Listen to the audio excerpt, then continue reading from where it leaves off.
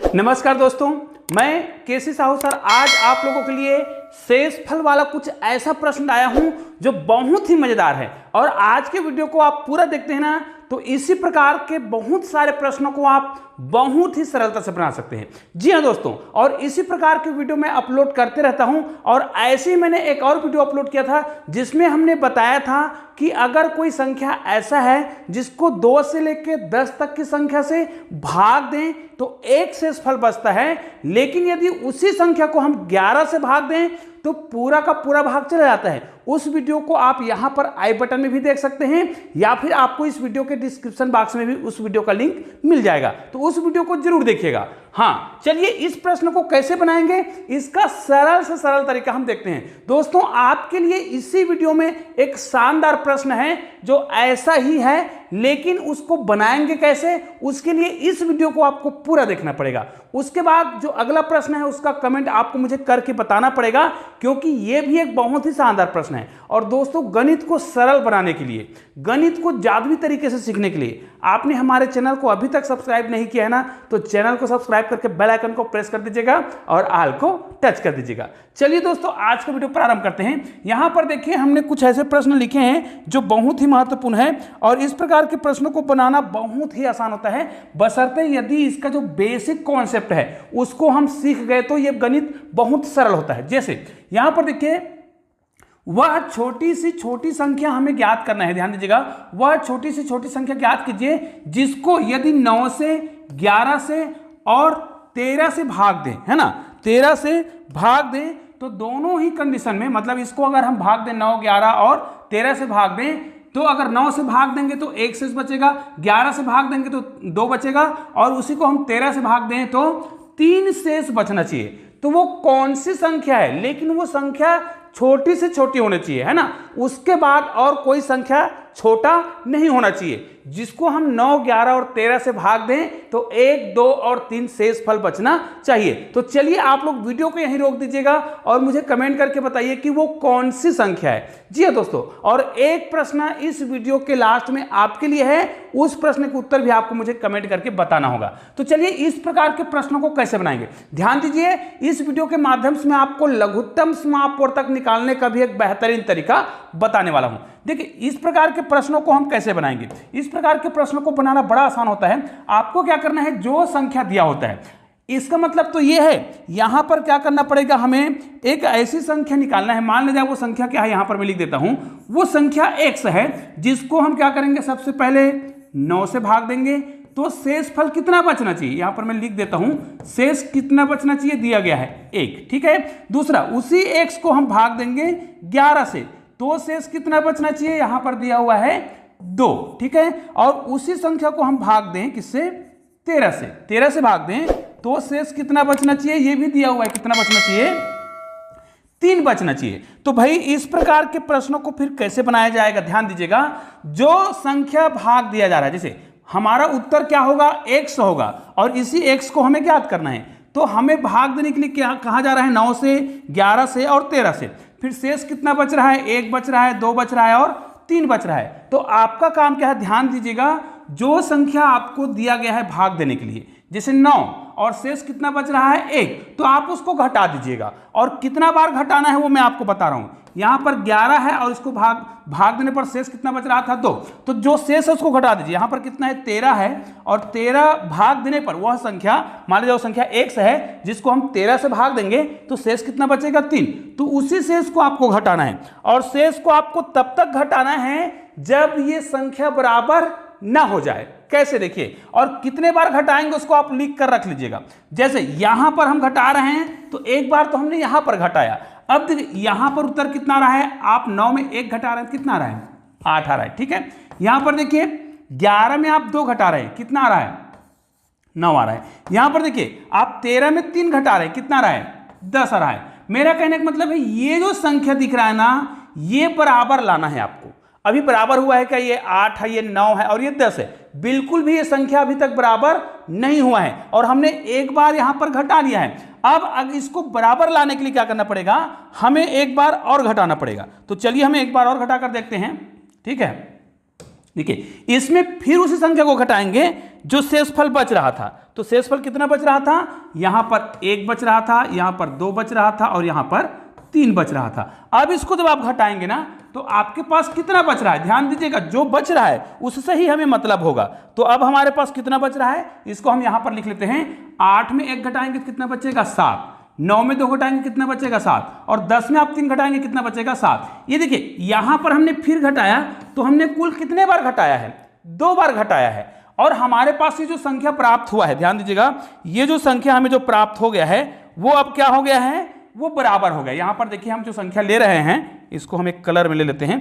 यहां पर जो हम संख्या ले रहे हैं, ध्यान दीजिएगा, ये जो संख्या आया वो तीनों संख्या क्या हो गया है, अब बराबर हो गया है। और कितने बार घटाने पर बराबर हुआ है, 2 बार। तो इसे हमें याद रखना है और यह भी याद रख लेना है कि वो संख्या क्या है, 7 है। तो ये सारे संख्या को अब मैं मिटा देता हूं, जो संक्रिया हमने किया उसको मिटा देते हैं और हमारे पास भाग देने के बाद बराबर जो संख्या आया वो क्या है, उसको हम यहां पर लिख लेते हैं। वो क्या था, वो है 7। अब हमें क्या करना पड़ेगा, ध्यान दीजिएगा, जो संख्या दिया गया है जिसको आपको भाग देना था ना, 9 से 11 से और 13 से भाग देना है, इसी संख्या का आपको क्या कर लेना है, एलसीएम निकाल लेना है। क्योंकि यहां पर कहा गया था छोटी से छोटी संख्या ज्ञात करना है, तो आप इसका एलसीएम निकालेंगे। तो एलसीएम निकालने के लिए ध्यान दीजिए, 9 गुणित 11 गुणित 13। अब देखिए यहां पर मैं लघुत्तम समापवर्तक निकालने का एक शॉर्टकट तरीका बता रहा हूं, जिसको एक लाइन में आप लघुत्तम समापवर्तक निकाल सकते हैं। कैसे, ध्यान दीजिएगा, अगर आपको 2 से लेके, देखिएगा मैं 2 की बात कर रहा हूं, 2 से लेके 6 तक की संख्या का लघुत्तम समापवर्तक निकालना होता है। उदाहरण के लिए यहां पर मैं पूरा लिख के बता देता हूं। चलिए ये देखिए, 2 का है ना, 3, 4, 5 और 6 का, इसका लघुत्तम समापवर्तक निकालते हैं। तो क्या हम इन सारी संख्याओं को गुना करेंगे, नहीं करेंगे, क्योंकि लघुत्तम समापवर्तक निकालने का एक तरीका होता है। ध्यान दीजिएगा, हमें क्या करना है, इन संख्याओं को इस प्रकार लिख लेना है। देखिए यहां पर मैं भाग वाला विधि का प्रयोग नहीं कर रहा हूं, मैं क्या कर रहा हूं, यहां पर 2 लिखूंगा। अब देखिए 2 को तो हम और किसी संख्या में तोड़ नहीं सकते, उसी प्रकार 3 को भी नहीं तोड़ सकते, तो 3 भी लिखेंगे। अब 4 जो लिखा है, देखिए 4 को हम क्या कर सकते हैं, 2 गुणित 2 में तोड़ सकते हैं। तो भाई सामने कोई ऐसी संख्या आया है क्या जिसको हम 2 से गुना करें तो वो 4 हो जाए। तो देखिए यहां पर 2 पहले से आया है, तो इस 2 को मैं किससे गुना करूं, 2 से। मतलब यहां पर 2 पहले से आया है तो एक बार 2 और आएगा, तो 2 दूनी 4 हो गया। यहां पर आपको डायरेक्ट 4 लिखने की आवश्यकता नहीं है। मतलब एलसीएम निकालने के लिए यहां पर 4 हमें नहीं लिखना है, यहां पर क्या लिखना है, 2। अब देखिए 5 तो एक ऐसी संख्या है जिसको किसी और संख्या से हम गुना करेंगे तो 5 नहीं आएगा, वो स्वयं है जिसको हम या तो 1 से गुना करें तो यहां पर 5 ही लिखेंगे। अब देखिए यहां पर देखिए 6 है, तो क्या यहां पर मैं 6 लिखूंगा। ध्यान दीजिए, सामने आप क्या करना है, ये जो 6 दिख रहा है इसको आप 3 गुणित 2 कर सकते हैं, तो 3 दूनी 6। तो सामने में वो संख्या आया है क्या, देखिए 3 भी आया है और 2 भी आया है, मतलब 3 दूनी 6। तो अलग से 6 को यहां पर लिखने की आवश्यकता नहीं है, जितना संख्या आपको दिख रहा है उसी को आप गुना कर दीजिए, ये इसका लघुत्तम समापवर्तक हो जाएगा। जी हाँ दोस्तों, तो आपको क्या करना पड़ेगा, 3 दूनी 6, 6 दूनी 12 और 12 पंचे 60। मतलब देखिए 2, 3, 4, 5, 6 का लघुत्तम समापवर्तक 60 आ रहा है, जबकि इन सारी संख्याओं को अगर हम गुना करते हैं तो एक बहुत बड़ी संख्या आता। तो ये लघुत्तम समापवर्तक निकालने का एक सरल सा तरीका है। तो चलिए ये तो हमें समझ आ गया है कि हम इसको कैसे निकाल सकते हैं। ठीक है, अब इतने को मैं डिलीट कर देता हूं, इतने को पूरा डिलीट कर देते हैं। ठीक है, ऐसा डिलीट कर देते हैं, ठीक है।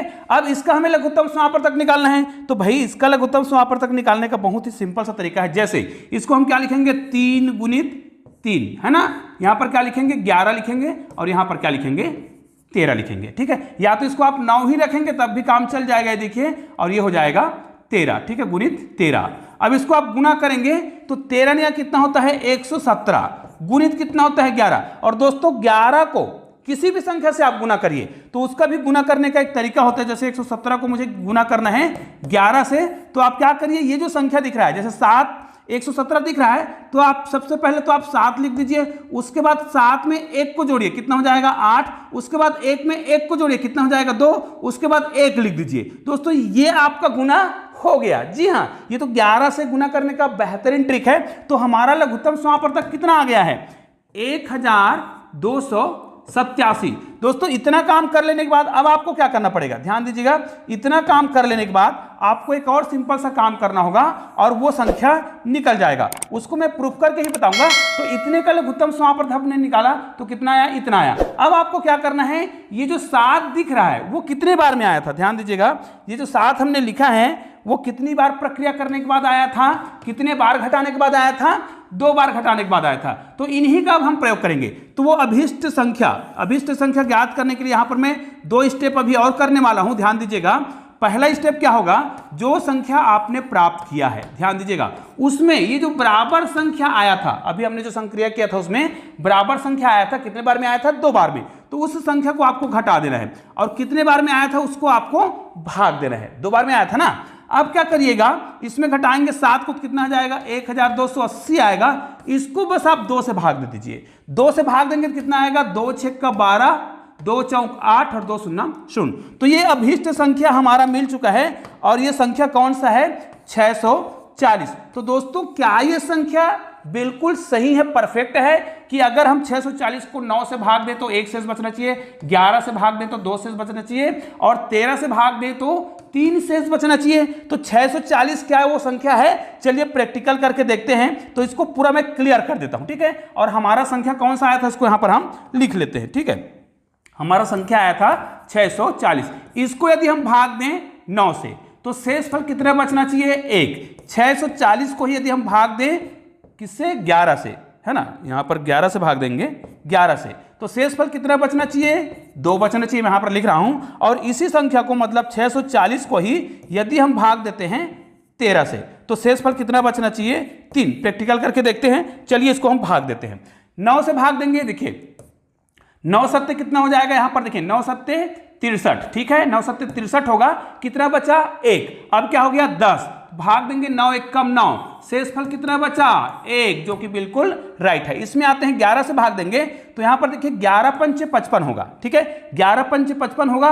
तो यहां पर कितना बचने वाला है, 9 बचने वाला है। फिर 9 बच रहा है, मतलब अब इसको आप देखिए ये कितना हो जाएगा, फिर 90 हो जाएगा। तो 11 8 88, शेषफल कितना बचा, 2, जो बिल्कुल परफेक्ट है। यहां पर भाग देते हैं, 13 से भाग देते हैं ना, तो यहां पर क्या हो जाएगा, यहां पर 13 चौक 52 हो जाएगा। 13 चौक 52 होगा तो शेष कितना बचेगा, 12 बचेगा। अब जब 12 शेष बचेगा, यहां पर 0 है तो 120 होगा। फिर 13 को आपको गुना करना पड़ेगा, कितने बार, 9 बार। तो 13 निया 117 होता है, 13 निया 117 होता है।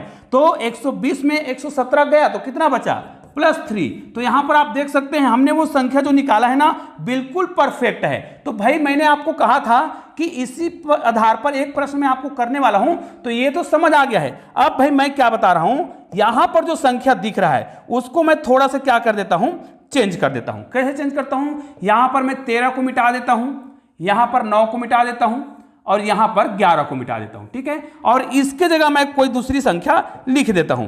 फिर आपको मुझे बताना है कि वास्तव में इसके आधार पर, और ये संख्या को मैं नहीं बदल रहा हूं, ध्यान दीजिए, ये वाला जो संख्या है उसको मैं नहीं बदल रहा हूं। लेकिन अब क्या करना है, वह छोटी से छोटी संख्या ज्ञात कीजिए जिसको यदि हम 7 से भाग दें। यहां पर पहचान नहीं आ रहा है, कलर चेंज कर देते हैं, ठीक है, थोड़ा सा कलर चेंज कर देते हैं। यदि इसको हम 7 से भाग दें तो शेषफल 1 बचना चाहिए। अगर इसको हम 9 से भाग दें तो शेषफल 2 बचना चाहिए। और इसी को यदि हम 11 से भाग दें तो शेषफल कितना बचना चाहिए, 3 बचना चाहिए।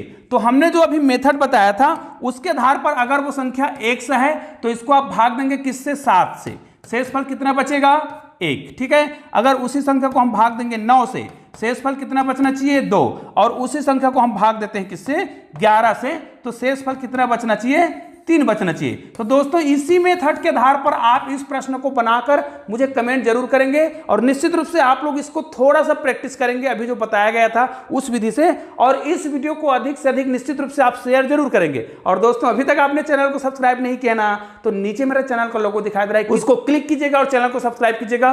बगल में गणित के 2 शानदार वीडियो दिखाई दे रहा है, किसी भी वीडियो को क्लिक कीजिए और एक शानदार वीडियो का आनंद लीजिए। दोस्तों मिलते हैं ऐसे ही बेहतरीन वीडियो के साथ, तब तक के लिए जय हिंद, जय भारत।